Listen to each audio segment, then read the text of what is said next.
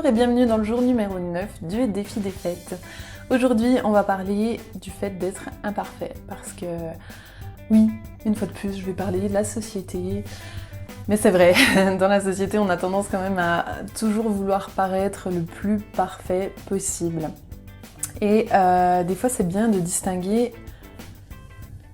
un petit peu ce qu'on cherche comme perfection et de voir si c'est une perfection pour atteindre les autres, si c'est une perfection vis-à-vis de nous-mêmes et aussi si des fois cette perfection ne nous pourrit pas la vie, ce qui est souvent le cas quand même, on va l'avouer.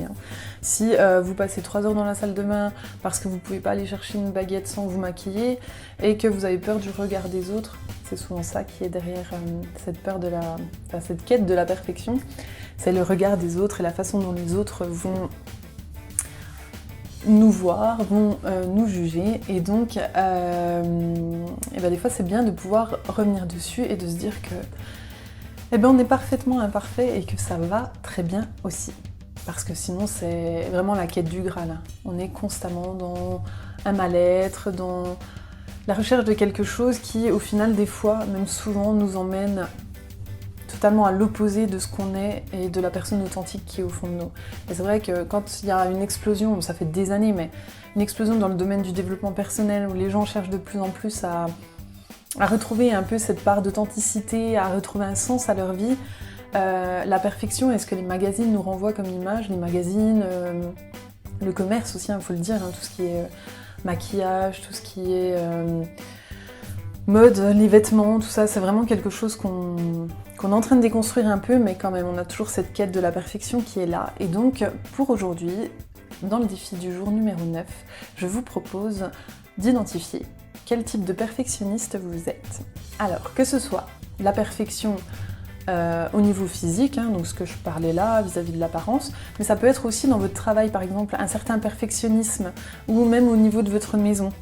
Est-ce que vous avez tendance à être maniaque, à vouloir tout ranger, à vouloir que tout soit parfait, mais au point que ça vous pourrisse la vie? C'est ça. Après, si vous êtes heureux comme ça et vous êtes heureuse comme ça, tant mieux. Mais si c'est quelque chose qui vous pose problème, si c'est quelque chose où vous vous sentez des fois dépassé, vous trouvez que vous manquez de temps à cause de ça, parce que d'être perfectionniste, des fois, ça nous gâche un peu la vie, en fait, tout simplement. Et on va dire que c'est un défaut, entre guillemets, qui est très chronophage, qui nous mange beaucoup de temps. Donc pour vous illustrer ça, moi par exemple, j'ai tendance à être perfectionniste dans mon travail, et on ne dirait peut-être pas, mais j'ai tendance, quand je filme une vidéo par exemple, à mettre 15 plombes à la montée, mettre un certain temps, je me juge beaucoup, je suis là, oui, non mais là ça va pas, mais là on voit ça, mais là il y a nanana. Et donc ce défi des fêtes, ça me permet aussi de mettre mon perfectionnisme entre parenthèses et de me dire tout simplement je me lance, parce que des fois, professionnellement parlant, ça fait qu'on stagne. Moi j'ai eu pendant un moment l'impression de stagner parce qu'en fait, j'avais toujours l'impression que mon travail n'était pas parfait, n'était pas suffisamment bien, n'était pas parfait en fait, n'était pas irréprochable, que du coup je me disais je ne peux pas poster ça, je ne peux pas créer cette formation là, c'est juste pas possible parce que c'est pas parfait, je peux pas demander aux gens d'acheter ça parce que c'est pas parfait. Alors que les gens en fait ce qu'ils veulent derrière c'est un résultat. Et des fois à force d'être comme ça, on a tendance à remettre à plus tard, à procrastiner, pas mal, et du coup à entretenir un peu ce manque de confiance en soi parce qu'on se dit que de toute façon c'est pas bien, c'est pas à la hauteur ce qu'on fait et on rentre dans un cercle vicieux en fait, et moi en l'occurrence ça a été beaucoup ça. Donc je travaille, ce défi des fêtes m'aide aussi à me dépasser et puis à aller au-delà de mon perfectionnisme. Mais voilà, pensez être imparfait, aussi dans d'autres domaines que dans l'aspect physique en fait. Il n'y a pas que l'aspect physique, il y a des gens qui se trouvent très bien, qui sont naturels ou qui se trouvent très bien et qui sont un peu plus superficiels entre guillemets, à se maquiller, voilà. Mais après le but toujours étant d'être ok avec soi-même et vraiment d'aller puiser en soi et de se dire comment est-ce que je peux faire pour me faciliter la vie, pour me sentir mieux tout simplement. Et c'est le but aussi de ce défi des fêtes, c'est de vous aider à vous sentir mieux dans votre corps, dans votre tête, dans votre cœur, voilà, vous sentir bien quoi. Donc voilà pour le jour numéro 9, essayez de voir les endroits, les domaines dans votre vie où vous avez tendance à être un peu perfectionniste, ou chercher à être parfait, et des fois tout simplement d'accepter, de se dire ok, je suis pas parfaite, je suis pas parfait. Mais c'est ok, j'accepte. Essayez de voir comment est-ce que vous arriveriez à faire ça en acceptant une fois de plus les émotions. N'hésitez pas à noter dans un petit carnet les émotions qui vous viennent. Tapez sur internet roue des émotions, vous trouverez une petite roue, enfin, on en trouve facilement hein, dans les images sur Google. Une roue des émotions où vous avez un peu tout un panel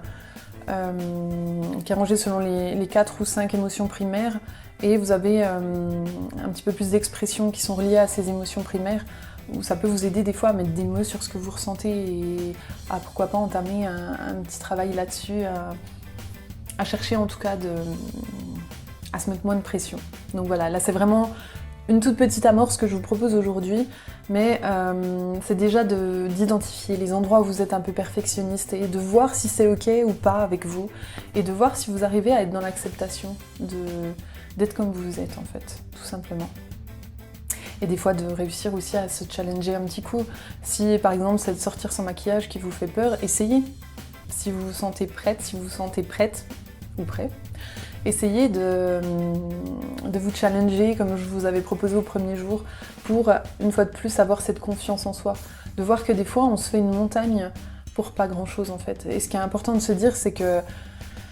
souvent ce sont nos pensées qui vont générer nos émotions. C'est-à-dire c'est ce qu'on pense dans notre tête et on a une perception en fait de la vie et de notre entourage qui est filtrée par nos pensées. Souvent on se dit oh là là les autres me regardent et en fait c'est juste parce que nous on est dans notre schéma de se dire que c'est pas possible de sortir sans maquillage, mais ça se trouve la personne qui vous regarde elle sort sans maquillage et c'est quelque chose qui fait partie de son environnement commun, de sa normalité à elle, et peut-être qu'elle vous regarde en se disant ah tiens bah elle a une super coupe de cheveux, ou peut-être qu'elle se dit elle est en train de penser à sa liste de courses et en fait elle regarde dans le vide et elle vous regarde pas franchement, ou peut-être qu'elle vous regarde et elle vous fait un sourire et que vous l'interprétez parce que vous vous dites oh là là elle se fout de ma gueule, alors que non, c'est juste parce qu'elle est bienveillante.